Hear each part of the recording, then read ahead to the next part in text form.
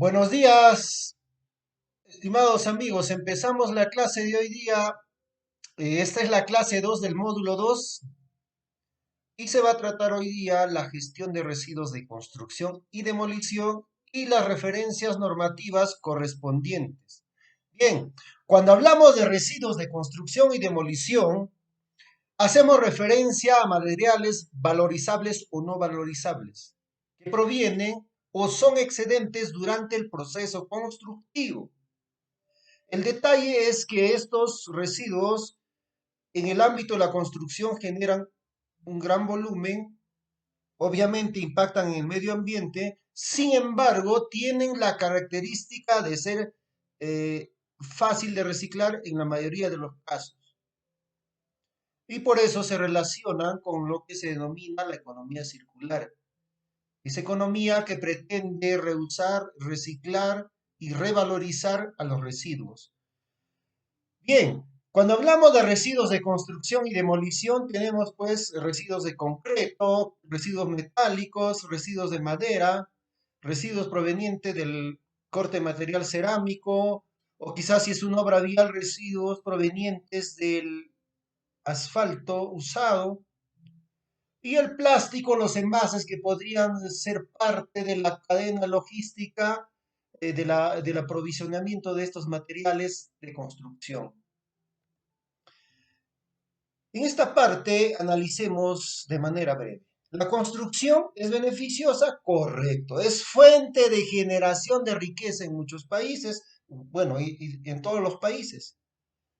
Suministra trabajo a gran cantidad de personas, mano de obra calificada, no calificada, técnicos, ingenieros, etc.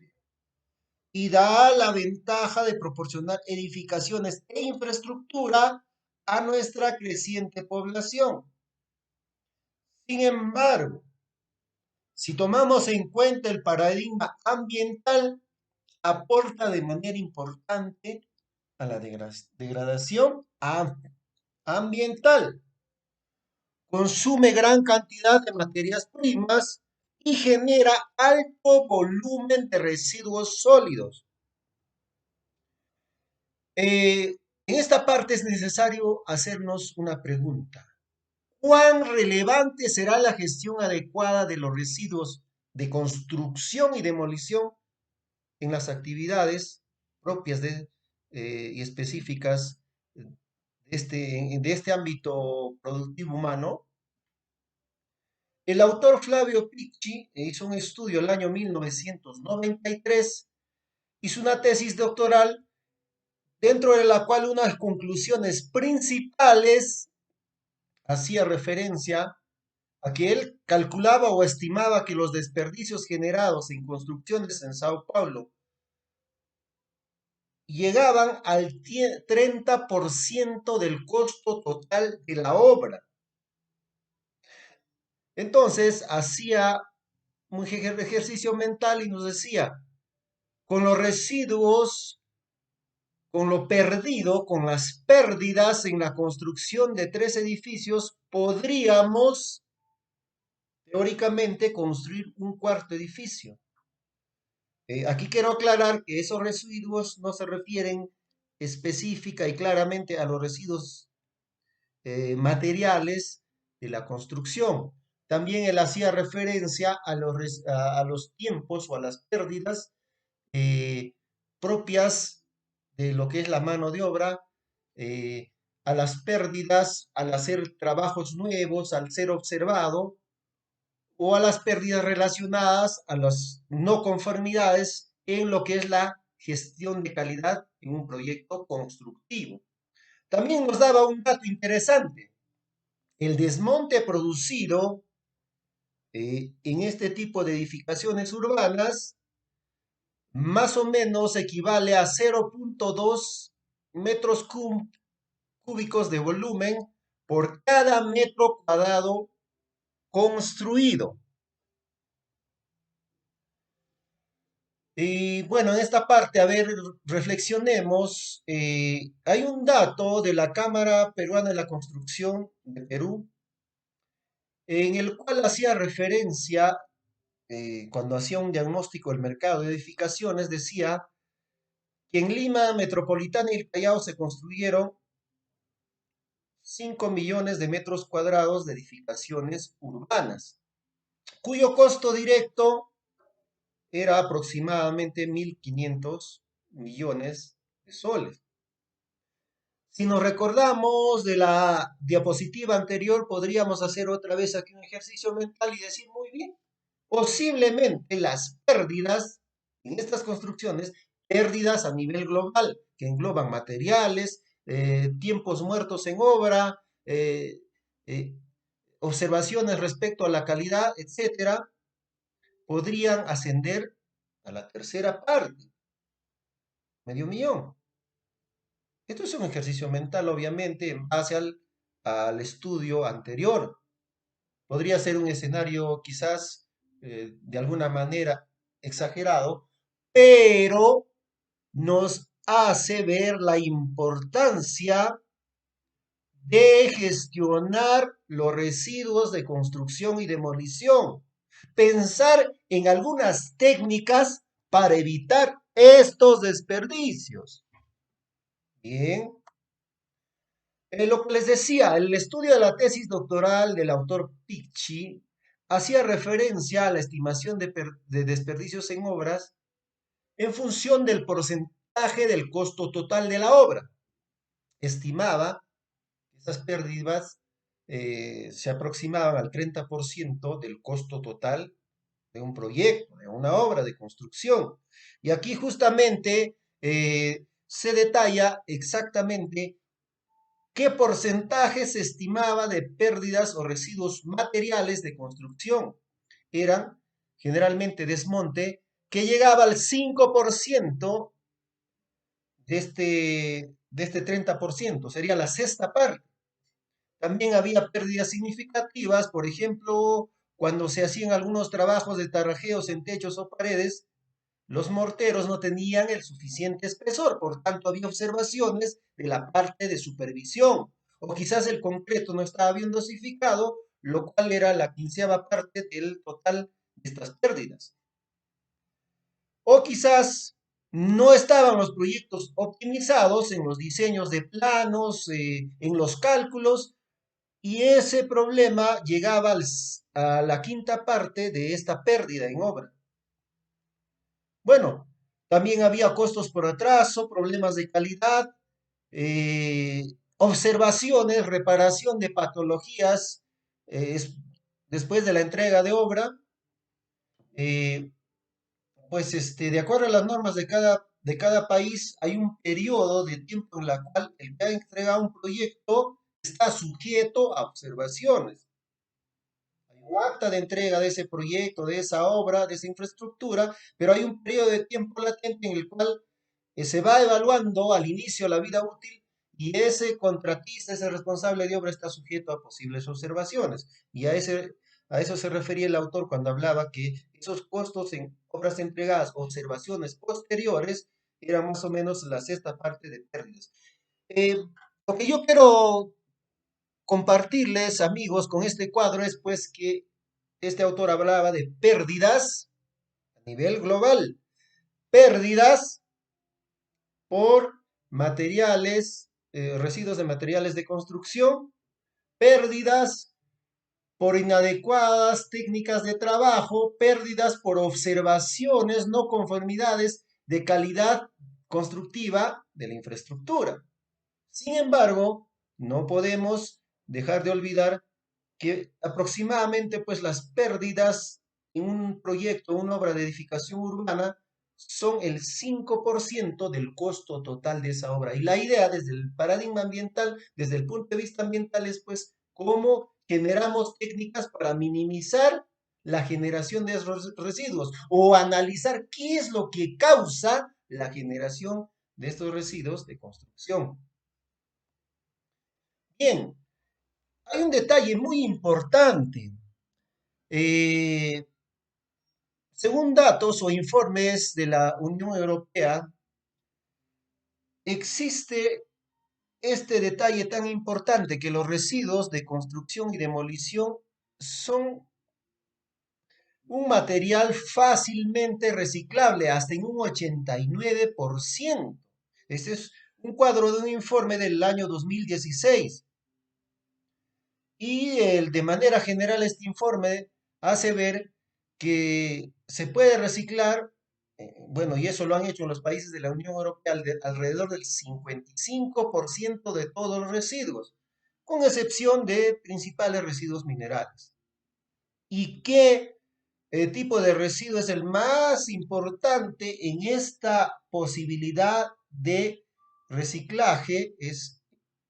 Son los residuos de construcción y demolición. Por tanto, de esa manera se va convirtiendo en un activo interesante dentro de lo que es la economía circular. Bueno, algunos datos más hacen referencia a que la tasa de reciclaje de residuos municipales estaba alrededor del 46%. Hablamos de residuos municipales domiciliarios.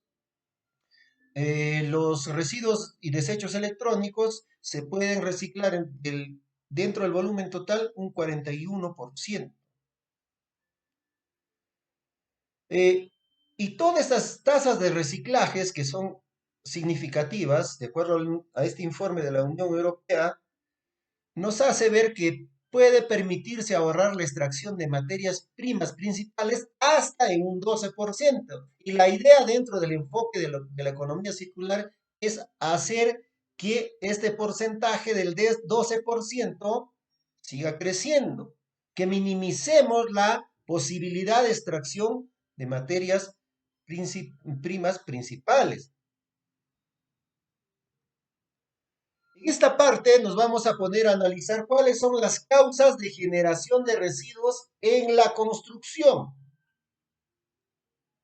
Bien, cuando se habla de un proyecto, pues nos ponemos a pensar en las etapas que tiene este proyecto de construcción, por ejemplo. Hay una etapa inicial del diseño, elaboración de estudios técnicos, planos, presupuesto, etcétera. Hay otra etapa relacionada a la ejecución y al abastecimiento de materiales para este proyecto. Entre ellos tenemos la gestión de compras y material. Bien, en la etapa de diseño, pues quizás no ha habido una adecuada gestión de calidad de estos estudios técnicos. Quizás por ahí hubo un error en las unidades de medida al generar el diseño. Por ahí se omitió la planificación, en el diseño, en los planos, algunas dimensiones de venta de los productos en el mercado, quizás el largo de la varilla o las láminas de hierro galvanizadas para el techo no estuvo bien dimensionadas, en el mercado venden de otro tamaño, otra dimensión, de otra área, etcétera. Puede darse el caso que cuando se está construyendo el proyecto haya modificaciones al diseño original durante el proceso de construcción. Puede que se haya omitido información en los planos y especificaciones técnicas, o quizás hay errores en los detalles del diseño y construcción, quizás hay errores en el cálculo, en la cuantía, en la cantidad de varillas de acero, o quizás hay errores en el cálculo del volumen de agregados que se va a necesitar, o el volumen de cemento, o cualquier otro material. Y cuando hablamos de gestión de compras y materiales, podría darse el caso que hay un error en la orden de compra. Puede que llegue más material o menos material de lo requerido. Y eso va a ser parte de la causa de generación de residuos en ese proyecto. O puede haber errores en el envío, en la compra por parte del proveedor. O quizás esos materiales que se han adquirido no cumplen las especificaciones técnicas y por tanto han sido observadas por la supervisión, por el supervisor del proyecto. Pues hay que hacer ese cambio de material y ya se están generando residuos de alguna manera. Otros casos de generación de residuos cuando se gestiona la compra de materiales podría ser daños en el transporte, la forma en la cual ha sido empacada o almacenada, la forma en la cual se manipula en el almacén de la obra, quizás no hay cultura ambiental de los trabajadores, O podría darse un caso excepcional de expiración de algún material durante el proceso de construcción, ya su fecha de vencimiento. Eso podría darse para más que todo insumos de tipo químico, pinturas o algo parecido. O quizás aditivos para la mejora de la calidad del concreto, que también podría darse ese caso. Bien, durante la ejecución de obra, algunas de las causas de generación de residuos en la construcción podrían ser lo que estuvimos viendo y que está relacionado a los cambios de diseño en la construcción. Quizás se está usando el material incorrecto, no cumplen las especificaciones técnicas, las normas de calidad para construcción. No hay un control de calidad de los materiales, puede ser, es una posibilidad. Eh, no hay una adecuada coordinación entre los proveedores de servicios para este proyecto de infraestructura. Por ejemplo, podría haber daños en la infraestructura ya colocada por otro proveedor de servicios. Ejemplo, rotura de marcos de madera ya colocado por instaladores de vidrio. Genera residuos. O quizás eh, hay error de proveedores o error técnico en el dimensionamiento por parte de los operarios, personal técnico del proyecto. O quizás también podría darse el caso que haya habilidades deficientes por parte de la mano de obra para el manejo de materiales. Quizás es un nuevo insumo, un aditivo que muy pocos están usando en la construcción y pues hagan una manipulación inadecuada. Podría darse el caso, y esto fue un caso real, pues que se use un aditivo que acelere la fragua para el cemento, para que la dureza y fragua de este cemento o concreto eh, se logre en el menor tiempo posible. Pero eso implica conocimiento de este tipo de aditivo o insumo químico y implica que ese aditivo tenga que usarse en todo ese volumen de concreto. No se puede usar de manera parcial, porque quedaría que una parte del concreto ha fraguado rápidamente y la otra parte sigue un fraguado natural que según la teoría es de 28 días y ambos volúmenes de concreto no puedan empatar dentro, no sé, del piso, la losa del proyecto o algo parecido. O quizás haya pues residuos generados en el mismo proceso de construcción o quizás haya demoliciones preexistentes. Puede darse el caso, las condiciones naturales, pérdidas por robo o, aquí lo más importante, haya la ausencia del plan de gestión de residuos de construcción y demolición en ese proyecto. Un instrumento muy importante, parte del plan de gestión ambiental de ese proyecto. Y eso podría generar dificultades. Bien, y si lo vemos, si vemos las causas de los desperdicios de materiales, pero ya eh, asignándolo por los insumos que entran en un proyecto de construcción, por ejemplo, y aquí hablamos de proyectos de construcción urbanos, estamos viendo ya este aspecto más específico. Por ejemplo, si hablamos de concreto premezclado, aquel concreto que se traslada de un punto, de una planta de elaboración de concreto premezclado hasta el proyecto, obviamente tiene una distancia definida, se traslada en camiones especiales y ese concreto premezclado llega a obra. ¿Y cuando se generan desperdicios de este tipo de material? Tiene varias causas. La causa más importante es pedidos en exceso. Si hubo un error en el cálculo del número de metros cúbicos de concreto premezclado y se pidió de más, ahí viene el problema. Y aquí esta estadística es interesante. Nos dice el 51.2% de causas de desperdicio de concreto premezclado se debe a pedidos en exceso. O podría haber pérdidas durante el vaciado, o quizás fisuras en el encofrado, etcétera. Si hablamos del acero, ¿cuál es la causa principal de que haya pérdidas o desperdicios de este material de construcción. Este material viene en forma de varillas de acero. Nos dice este cuadro que el 87,1% de la causa de desperdicios de este material está debida a las pérdidas en el corte. Las varillas de acero tienen una dimensión comercial y en el proyecto hay que cortarlo, hay que ensamblarlo de acuerdo a lo que digan los planos. Y esa es una de las principales causas de generación de desperdicios. Por ahí también está pérdidas a nivel de abastecimiento o quizás corrosión. Eso está en función del clima del lugar donde se asienta el proyecto.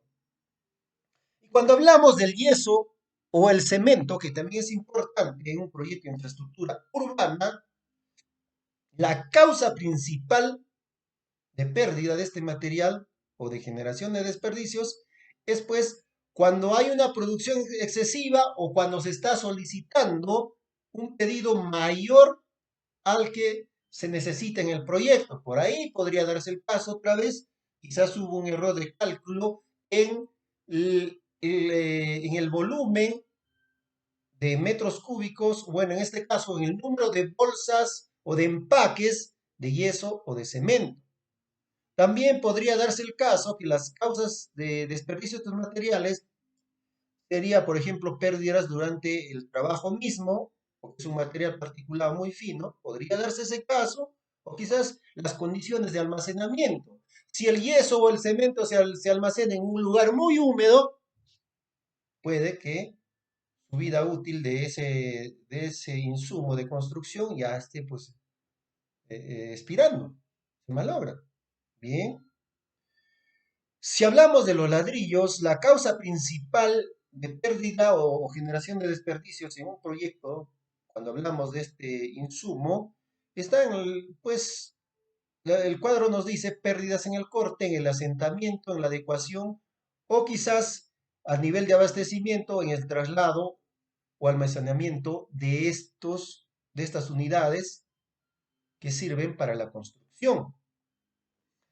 Y cuando hablamos de los cerámicos, hacemos referencia a las losetas para pisos, por ejemplo, o para los servicios higiénicos o algún área específica. Nos dice este cuadro que una de las causas principales que genera desperdicios en este insumo o al manipular y usar este insumo es pues las pérdidas en corte, en un 40%. Bueno, bien se sabe que los cerámicos o las losetas vienen con dimensiones definidas comercialmente, áreas definidas, y para hacer los trabajos de acabados generalmente se precisa cortar en función de la forma o la geometría, ya sea del piso, de la losa o del enchapado del servicio higiénico o algo o algún elemento parecido. O quizás podría haber pérdidas a nivel de abastecimiento o o en el peor de los casos hay algún cambio en el proyecto, cuando se decida pues disminuir o aumentar el número de áreas que van a ser cubiertas por estos cerámicos. Podría darse ese caso. Por ahí entonces nos podríamos poner a pensar qué alternativas tecnológicas se podrían tener para minimizar estos desperdicios en obra. Aquí he traído dos ejemplos muy saltantes en el ámbito de la construcción que nos sirve para minimizar de alguna manera la generación de residuos en la construcción. Por ejemplo, es muy tradicional el encofrado de madera en muchos países de Sudamérica, por ejemplo. El detalle que estos encofrados, que son elementos que sirven para realizar el vaciado del concreto, genera desperdicio al hacer el proyecto o hay que adecuar este encofrado en función de la geometría del elemento. O quizás este encofrado que está formado en base a elementos de madera ya está muy usado y está a punto de cumplir de su vida útil, su geometría ya no es la adecuada, ha sufrido un pandeo, etcétera. Y eso a la larga genera desperdicios del material, en este caso la madera. Entonces, ¿qué alternativa tecnológica podemos tener? El encofrado metálico, que no genera desperdicio en obra o si genera es un monto un porcentaje muy pequeño. ¿Y por qué tiene esa característica? Se debe a que estos encofrados llegan listos para ser ensamblados en obra, ¿no? Esa es la facilidad. Y aquí también podemos hablar de una alternativa al acero habilitado en obra, en proyecto. Miren, hay un dato muy interesante, dice, el desperdicio para acero precortado en fábrica es menos de un 1% del volumen total de ese acero. Cuando este es cortado en obra, se aproxima a un 10% de pérdidas de la cantidad global de varillas de acero. Entonces, esa alternativa ya es muy bien usada en muchos proyectos, pues la ventaja que es del acero dimensionado en fábrica en relación al acero habilitado en obra ya es significativa. El ahorro incluso para el ejecutor, para el contratista, para el que va a hacer ese proyecto, también se traduce pues de manera positiva en lo que es la cuestión presupuestal, en el pago de esa orden de compra, porque este acero dimensionado en fábrica ya viene prácticamente ensamblado en función de los planos del proyecto, dimensionado, ya la geometría viene definida en función del elemento estructural donde se va a adecuar y ajustar. Mientras que el acero habilitado en obra pues necesita de más mano de obra, más uso de material y quizás el manejo o el orden en ese lugar de habilitación del acero no sea el adecuado y se genere ese desorden o ese volumen de residuos como se ve ahí en la lámina. En esta parte ya empezamos a clasificar los residuos de la actividad de construcción. Obviamente, en función de la subactividad de la construcción, se van a generar residuos particulares, especiales o residuos definidos. Cuando hablamos de edificaciones, puede haber excedentes de remoción, más que todo de movimiento de tierras o de demoliciones preexistentes. Cuando hablamos de construcción de obras de infraestructura de todo tipo, podría haber excedentes de obra, material que es excedente, que ya no se ha usado en obra y cuyo volumen se ha generado por diversas causas, como hemos estado viendo en las diapositivas anteriores. O quizás cuando se hace un proyecto de remodelación o mantenimiento de una infraestructura, de todas maneras podría generarse escombros, porque hay que picar, hay que cortar, o hay que poner un muro de más, quitar un muro por ahí, no sé, y eso genera escombros. Bueno, cuando se hace demolición de infraestructuras antiguas, se van a generar pues gran volúmenes de residuos. Por eso cuando se habla de gestión de residuos de construcción, también se dice y demolición, porque ese volumen general en demolición es mucho más significativo. Bueno, según la composición, pues podríamos tener materiales de construcción primarios, o quizás restos de concreto de demolición, o quizás si es una obra vial, material no bituminoso de demolición de carreteras, o quizás mezcla asfáltica de demolición, hablamos de obras viales, o quizás material de demolición no clasificada cuando se hace una demolición de una edificación, por ejemplo, vamos a encontrar material de diferente tipo. Quizás los restos de ladrillos, de losetas, de acero, etcétera, ¿no? O quizás incluso los restos de lo que fue en un momento los servicios higiénicos, agua y desagüe, tuberías de esa edificación que se ha demolido. Podría darse el caso que se encuentren residuos peligrosos o no peligrosos. La mayoría son no peligrosos. Sin embargo, aquí ya quiero adelantarles. Cuando hablamos de residuos peligrosos, por ahí podemos recordar al material asbesto. Ya no es muy usual en gran parte del mundo, pero en algunos países todavía se usa de manera excepcional como elemento constructivo, por ejemplo, para las coberturas o techos.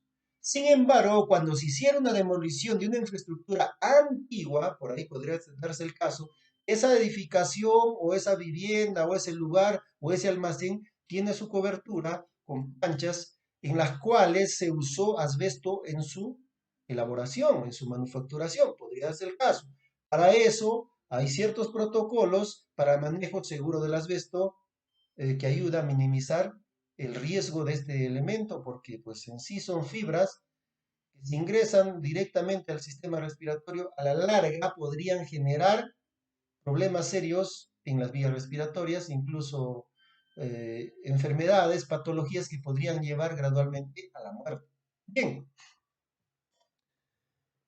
bueno, si hablamos de los productos que se obtienen cuando ya se va clasificando los residuos en la actividad de la construcción, podríamos encontrar materiales de construcción primarios o quizás residuos granulados del concreto. Por ejemplo, si se tiene un volumen de concreto de demolición y de manera mecánica, quizás con maquinaria se demuele, se tritura, ya podríamos encontrar ahí agregado grueso, quizás agregado fino, lo que lo denominan en la Unión Europea como árido, que podría pasar por un proceso de tamiz para que pueda seleccionarse y pueda reusarse en la construcción.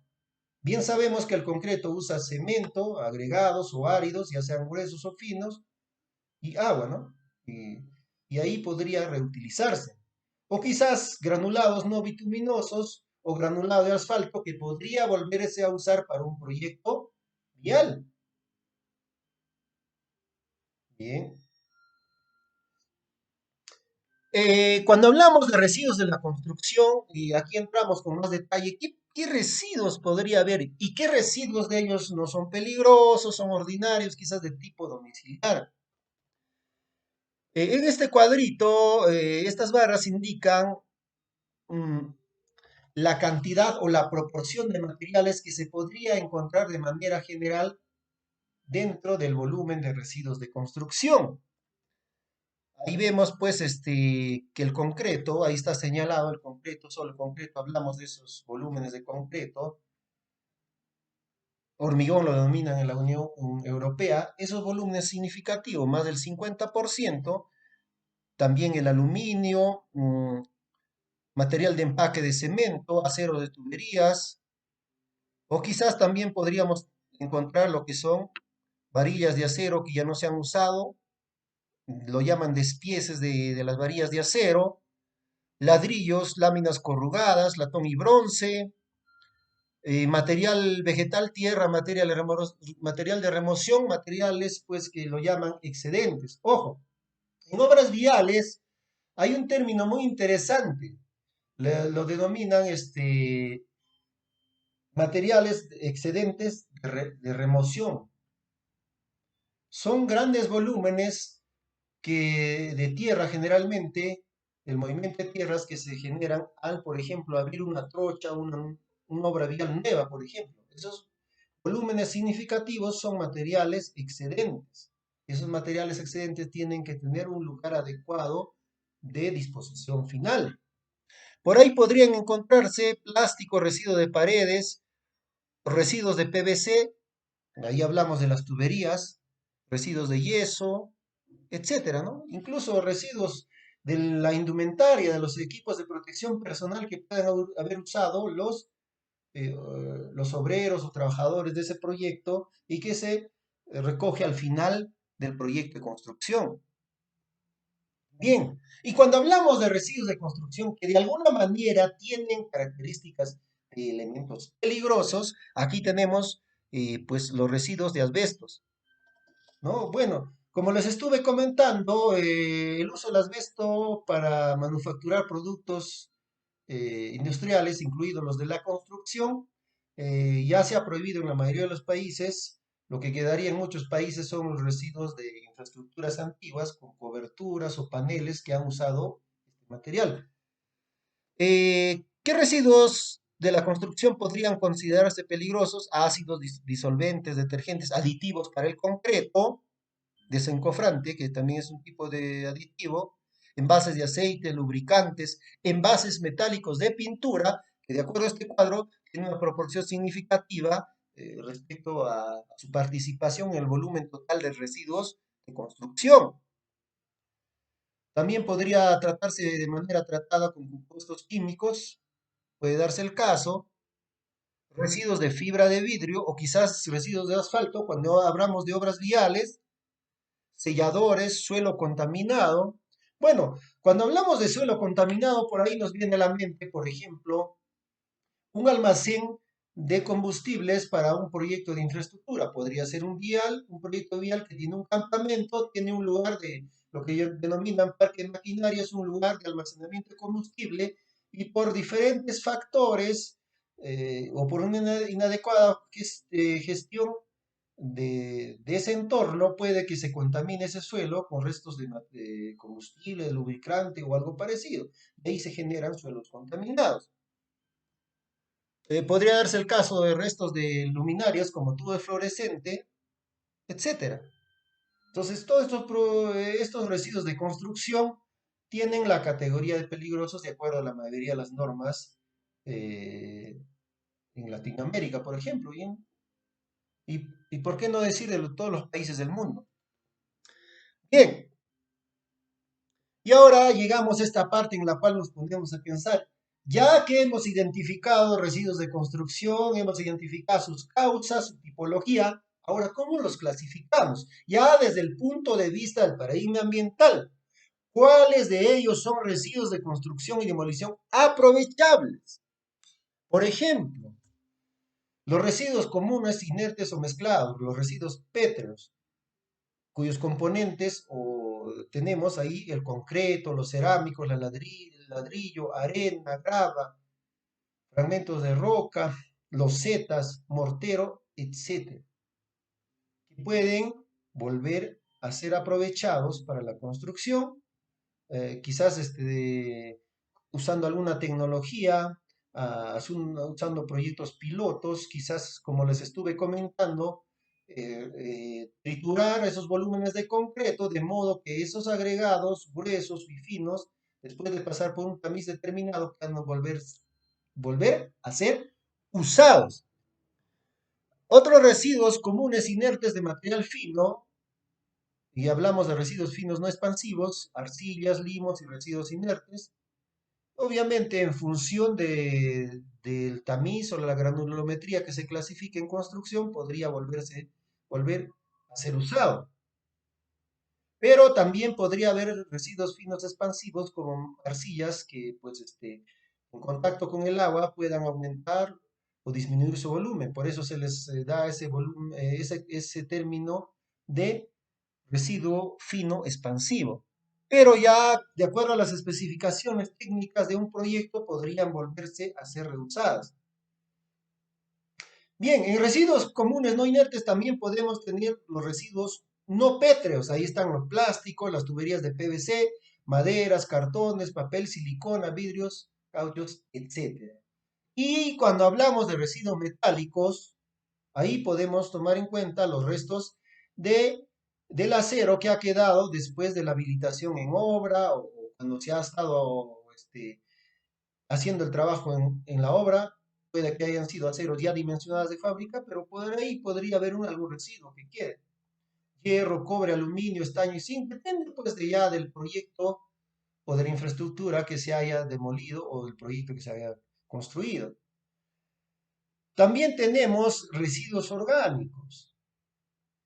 Ahí podemos tener residuos de tierra negra, depende, pues podría ser residuos relacionados, como les decía, a un proyecto vial, los excedentes de grandes volúmenes de remoción, o también residuos vegetales y otras especies bióticas. Bueno, eso es un caso ya muy inusual, ¿no? Porque ahora, pues en estas épocas se valora bastante lo que es eh,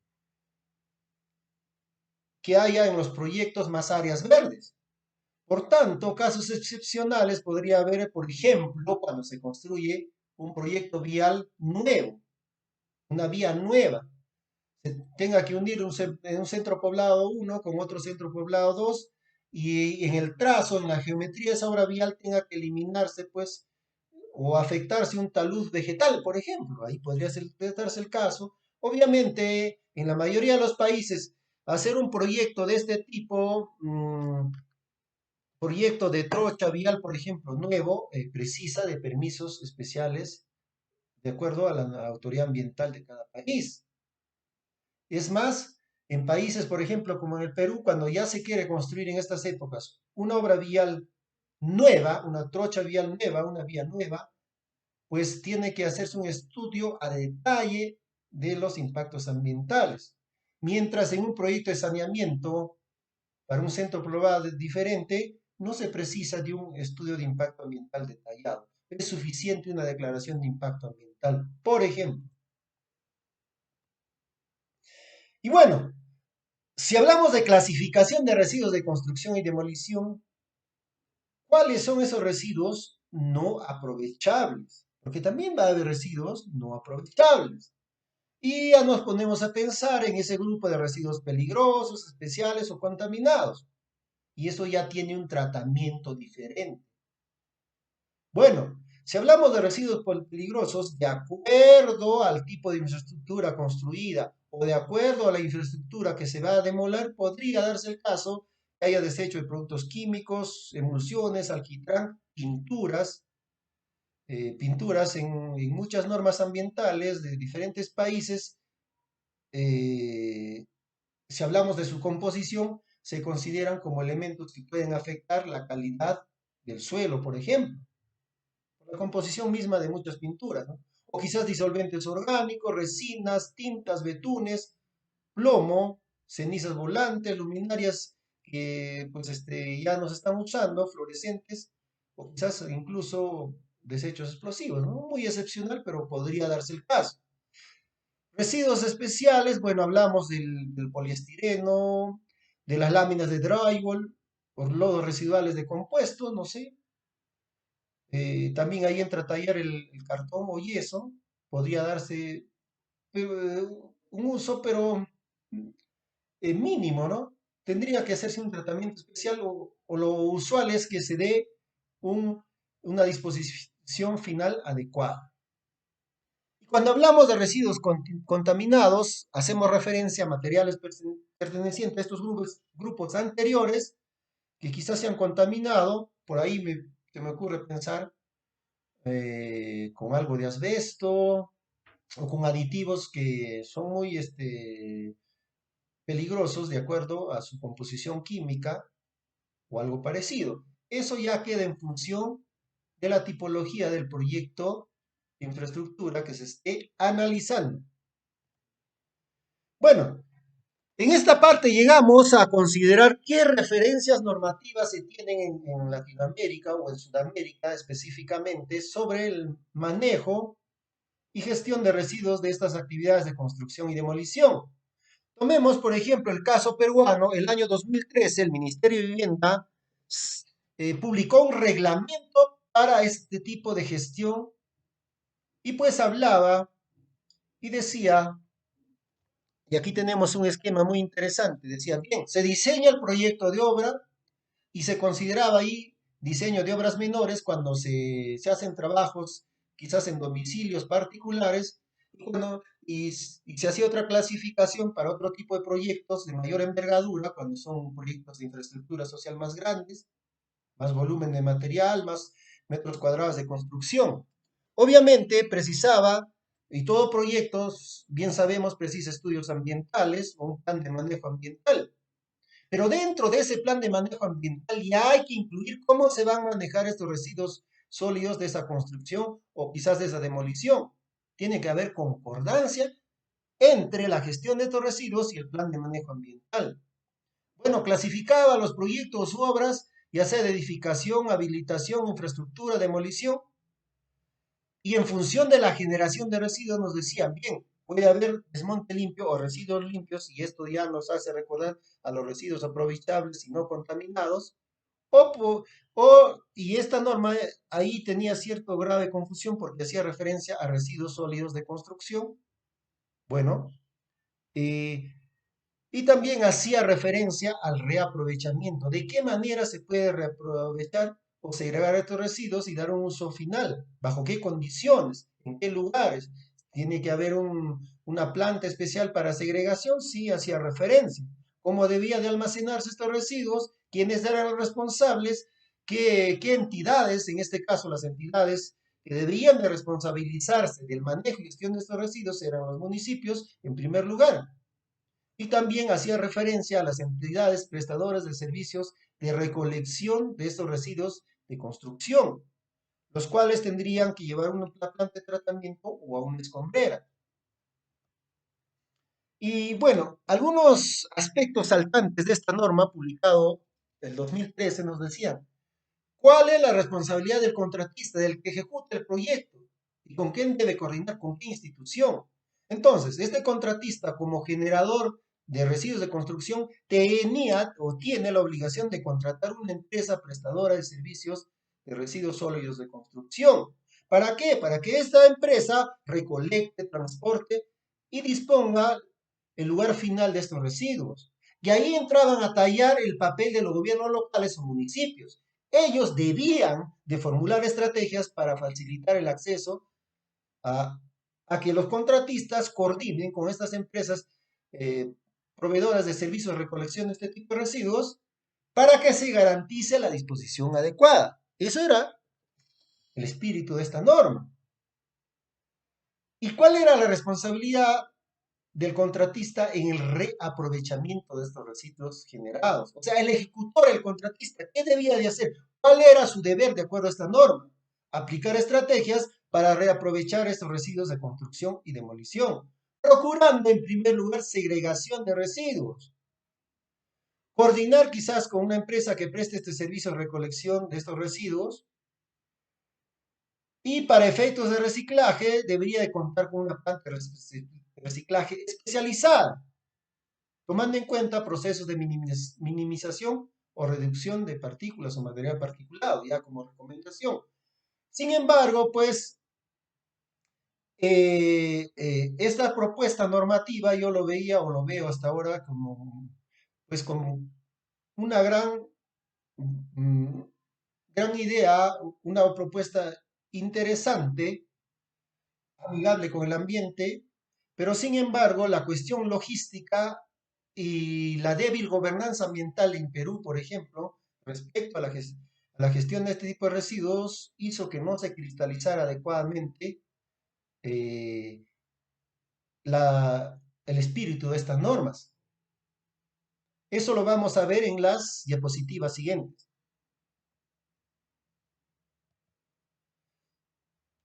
¿Y qué referencia había para el uso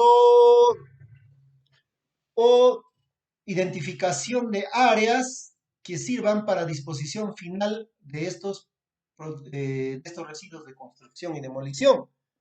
Por ahí hacían referencia de manera muy particular a aquellas áreas que han dejado de ser usadas o que se consideran pasivos ambientales mineros, de preferencia no metálicos.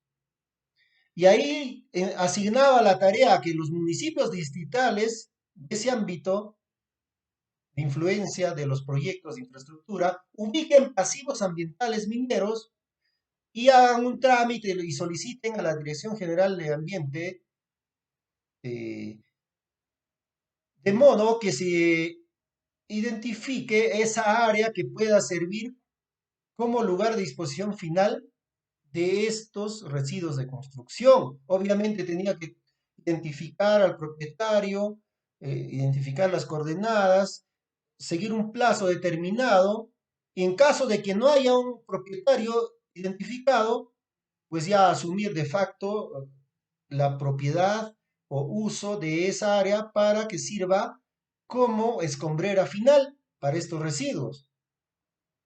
Obviamente hacer los estudios técnicos, las alternativas, los diseños para usar pues aquel lugar que se considera como pasivo ambiental minero no metálico y que pueda servir para escombrera y disposición final de este tipo de residuos. Y ahora viene la pregunta, ¿y cómo le fue al Perú cuando sacó ese decreto el año 2013 a nivel de sus instancias ministeriales correspondientes? Y con el paso de los años, ¿qué sucedió? Bien, inmediatamente se hizo un monitoreo entre los años 2013 y 2014 por parte del Ministerio de Economía y Finanzas en su plan de verificación del cumplimiento de la gestión de las actividades municipales, pues al Ministerio de Economía en el Perú le interesaba ver cómo se está gastando el presupuesto asignado a cada gobierno local, por ejemplo. ¿Y qué pasó? ¿Qué decía ese informe? Decía, hemos identificado un total de 5.030.140 metros cúbicos de residuos sólidos de construcción y demolición y están en espacios públicos. Se está evidenciando un manejo inadecuado, especialmente en el proceso de disposición final. Y hasta esa fecha, el 2014, por ejemplo, no había interés por implementar instalaciones o escombreras o lugares de disposición final para estos residuos. No había pues el suficiente número de empresas prestadoras de servicios de recolección para prestar estos servicios, redundamos, de recolección de estos residuos de construcción. ¿Y qué pasaba con ese escenario? Favorecía la informalidad e impactaba al medio ambiente urbano y quizás circundante a esa urbe. Hay casos de ciudades en el Perú, por ejemplo, en las cuales, como hay informalidad en el manejo de los residuos de construcción y demolición, en horas de la madrugada, esos residuos son depositados en riberas de río, en terrenos abandonados, en zonas eriazas, pues eso va generando impacto en el medio ambiente. Por tanto, el gobierno peruano se vio precisado a sacar una modificatoria a esta norma del año 2016. Modificaba este reglamento del año 2013 en base a este diagnóstico y haciendo propuestas para pues hacer que efectivamente la gobernanza ambiental en esta área tenga indicadores positivos. Bien, ¿cuáles fueron esas principales modificatorias? Ya de acuerdo al reglamento del año 2016, decía pues, eh, o hacía referencia a que se identifique y se haga una relación de residuos sólidos de construcción y demolición que pueden ser reutilizables y reciclables. Y hay que tomar en cuenta ese desmonte limpio, a esos residuos, por ejemplo, de concreto, de agregados que han sobrado, que entren a tallar dentro de los residuos utilizables o reciclables. No se puede obviar ese aspecto. Y enfatiza y dice, busquen el reaprovechamiento de los residuos de construcción y demolición. Quizás por ahí algún ejecutor de obra o proyecto de manera voluntaria quiera rehusar pasivos ambientales de la actividad minera. Se me ocurre pensar, por ejemplo, en un pasivo ambiental ubicado en el Perú que está cerca a un curso de agua denominado Río Santa. Hay un pasivo ambiental de una minera, Alianza, de hace más de 30 años. Es un volumen de desmonte mineral significativo y está pues a unos 3, 4, 5, 10 metros de ese curso de agua. Es aledaño. De alguna manera, por el efecto del movimiento del material particulado o de las precipitaciones pluviales, se va contaminando gradualmente este río, va impactando en la calidad de este curso de agua. Y por ahí había propuestas para usar este insumo, dar un tratamiento adecuado y ese volumen de material de ese pasivo ambiental minero podría ser usado para elaborar, por ejemplo, en su momento lo denominaron ladrillos ecológicos. Bueno, hubo estudios de la Universidad Mayor de San Marcos en Perú que daba de alguna manera la posibilidad de viabilidad de este proyecto, pero a la fecha no se ha concretizado, pero es una idea general que alude este reglamento, ¿no? Ya se va un poquito más allá, dice, usen algún pasivo ambiental minero, su insumo utilizable para generar quizás unidades de albañilería, unidades o bloquetas para muros, no sé, por ahí da esa idea, ¿no? Bien, también esta norma decía o dice que debe haber alguna flexibilidad en la implementación de unidades vehiculares para recojo y posterior traslado de estos residuos sólidos de construcción. La norma del 2013 era un poquito más restrictiva, por tanto se precisaba de unidades vehiculares con una tecnología muy especial y quizás más costosas, y ahora se volvía un poco más flexible, ¿no? Otro caso hacía referencia eh, que las empresas comercializadoras de residuos sólidos En caso de que el residuo pueda ser aprovechado directamente por otro generador o pueda ser incorporado a un proceso productivo autorizado, ya no tenía mucha potestad y más bien debía de hacer las coordinaciones, haciendo ver las posibilidades de que ese residuo ya no es necesario llevarlo a una escombrera final, pues se podría llevar para otra actividad productiva o podría reusarse de alguna manera o incluso en el mismo proyecto o en proyectos similares se podría usar los restos, por ejemplo, se me ocurre de agregados, volúmenes de agregados, maderas, por ejemplo, ¿no? Eso ya es potestad eh, de cada una de esas empresas prestadoras de servicio de recolección de este tipo de residuos. También esta norma generaba un registro, eh, de modo que se facilite el reaprovechamiento de estos residuos de construcción y hacía énfasis o hace énfasis relacionado al movimiento de tierras o las excavaciones masivas. ¿Cuántos volúmenes está generando excavaciones masivas en un proyecto cualquiera? Mantener un registro, coordinar con el ejecutor de ese proyecto, de modo que haya un registro, se informe adecuadamente para que haya esa posibilidad de reuso. También implementaba un aplicativo virtual para la declaración anual de manejo de residuos sólidos de estas actividades de construcción y demolición. Y ahí este ministerio responsable, el Ministerio de Vivienda, Construcción y Saneamiento en el Perú, tenía ya la potestad de fiscalizar, o tiene, disculpen, la potestad de fiscalizar cómo se están gestionando estos residuos, haciendo tareas de seguimiento y control, le da esa facultad. Y como aporte muy interesante de esta modificatoria de este reglamento de gestión de los residuos de construcción, daba algunos datos más saltantes sobre características de escombreras alternativas al uso de pasivos ambientales o lugares o áreas que se consideran pasivos ambientales de residuos mineros no metálicos, que podrían ser pues lugares excavados, ya abandonados, ahí se podría usar como escombrera final, pero daba algunas más alternativas, ¿no?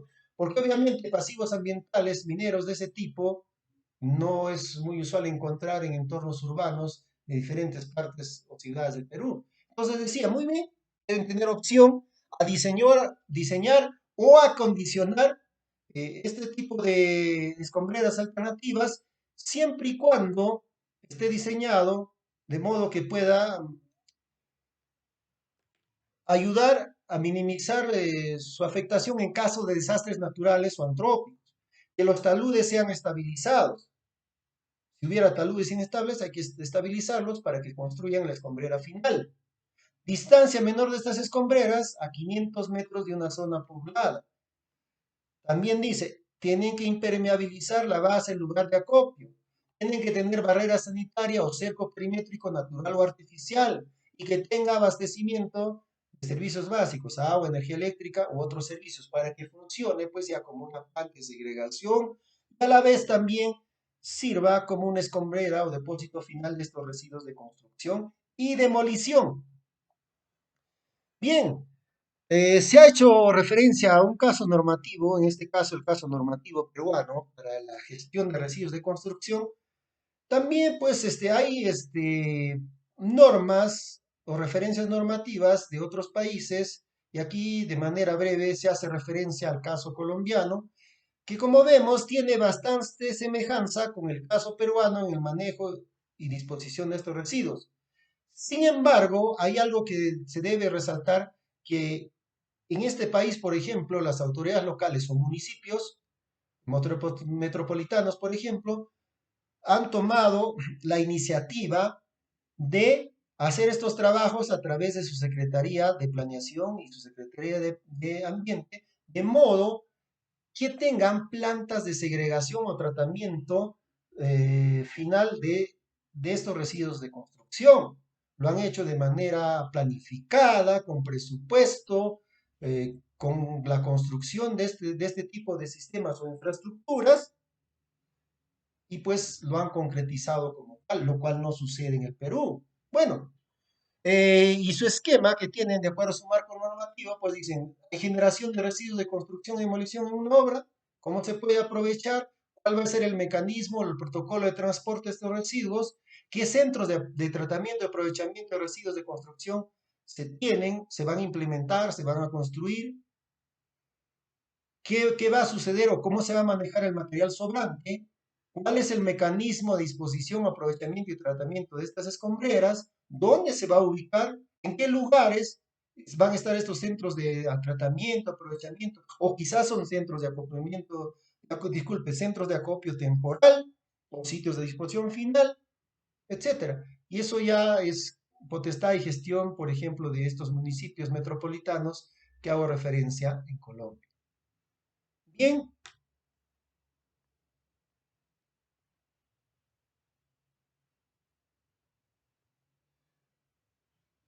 bien, estimados amigos participantes de este curso, en esta parte ya pues estamos concluyendo la segunda clase del módulo 2 y tan solo recordarles que se tiene un taller del módulo 2 el cual pueden verificar y revisar en el aula virtual. Ahí están todas las indicaciones con los archivos adjuntos. Hay bibliografía muy interesante de cómo se gestionan los residuos de construcción y demolición en la Unión Europea. Les puede servir bastante.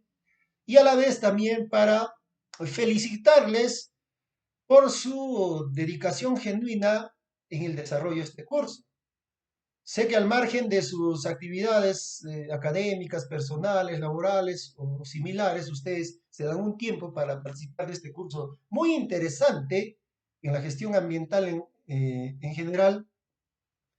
Y para mí, como docente, es un aliciente para seguir trabajando en este curso gratuito, ¿no? Y yo les exhorto a que sigan adelante, a que no se rindan. Miren esta frase interesante. Pregúntate que si lo que estás haciendo hoy te acerca al lugar que quieres estar mañana. Y eso es decisión de cada uno de ustedes. Ustedes tienen un potencial enorme como seres humanos y sigamos aprendiendo. Como bien decía Newton, lo que nosotros conocemos es una gota del océano. Y lo que ignoramos es pues todo el océano. Sigamos adelante. Gracias por su tiempo. Nos vemos en la siguiente clase.